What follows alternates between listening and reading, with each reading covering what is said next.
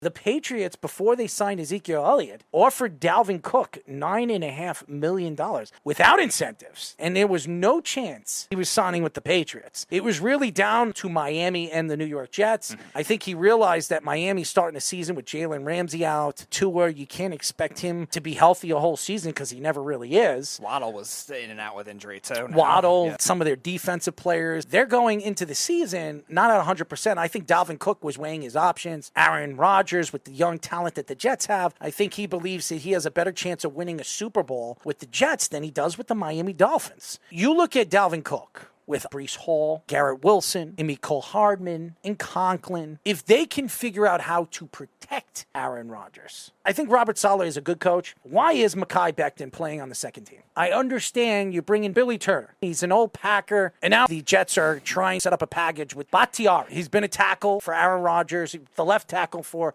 the Green Bay Packers. What do you do if you bring in Bakhtiari? Do you put him at the left tackle position and move Dwayne Brown to the right tackle position? And that means Mekhi Becton's career as a Jet is over. Maybe he's in the trade. And I think Bakhtiari knew that this was going to happen. I think Aaron Rodgers is really spinning the wheel, making the deal. He decided to take less money because he wants to bring the players that he believes he wants to play with. They want to win, and bringing in Bakhtiari, it hides the deficiency at that left or right tackle position going into the season where everybody thinks the Jets are going to have a problem. Out of all the strengths and weaknesses, everybody believes that the one thing that Joe Douglas pushes is the offensive line is the weakest link to the New York Jets' offense and the New York Jets' team as a whole. And they're also talking about maybe moving Elijah Vera-Tucker to the right tackle position. I've also heard that Tippmann is a guy, even though he seems to get that center job, McGovern has not looked good. They're moving Tippmann into that starting position. I think they're rushing him into that position because they're scared that McGovern is washed up. And maybe the Jets decide to part ways with him because they brought in Schweizer. Another guy that is a pretty good center, but he's a backup center. He's not a real starting He's center. Also not a traditional center. No, he's more more of a guard. Yes. That played a little bit of center in Atlanta. Maybe they shift him to the guard position and move Elijah Vera-Tucker to the right tackle position if they can't get Bakhtiari. Robert Saleh had a very explicit rant on Hard Knocks taking shots at the Jets' offensive line. Saleh called it an opportunity to change the stink. And none of the offensive improvements matter until the big boys up front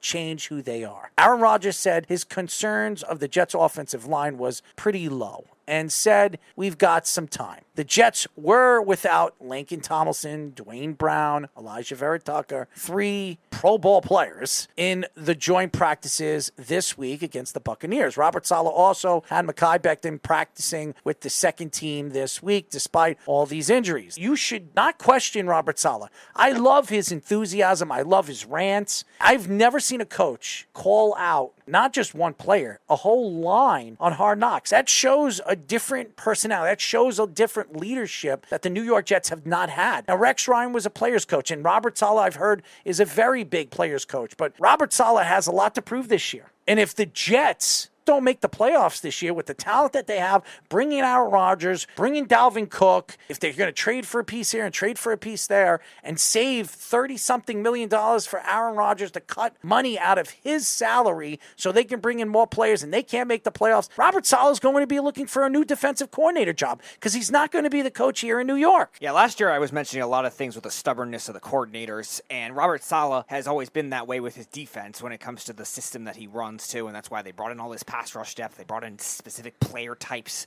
and they rotate their pass rushers, which, again, might have hurt some players' development like Jermaine Johnson last year, maybe Mark Clemens. Robert Saleh as a head coach, he's good. I'm not going to say he's great, but he still leaves a little bit to be desired. We look at Joe Douglas, I think he's established himself well as a GM. It's kind of the reverse of the Giants. Brian Daboll earned his mark as a coach last year, but Joe Shane, this offseason, did some good things, but leaves a lot to be desired. Same kind of thing with Robert Saleh, too. And sometimes this overpassion, these statements that he's made, last year was he's taking receipts, and then he was saying all the things at the beginning of the offseason. Now this one, he's got a lot to prove for sure.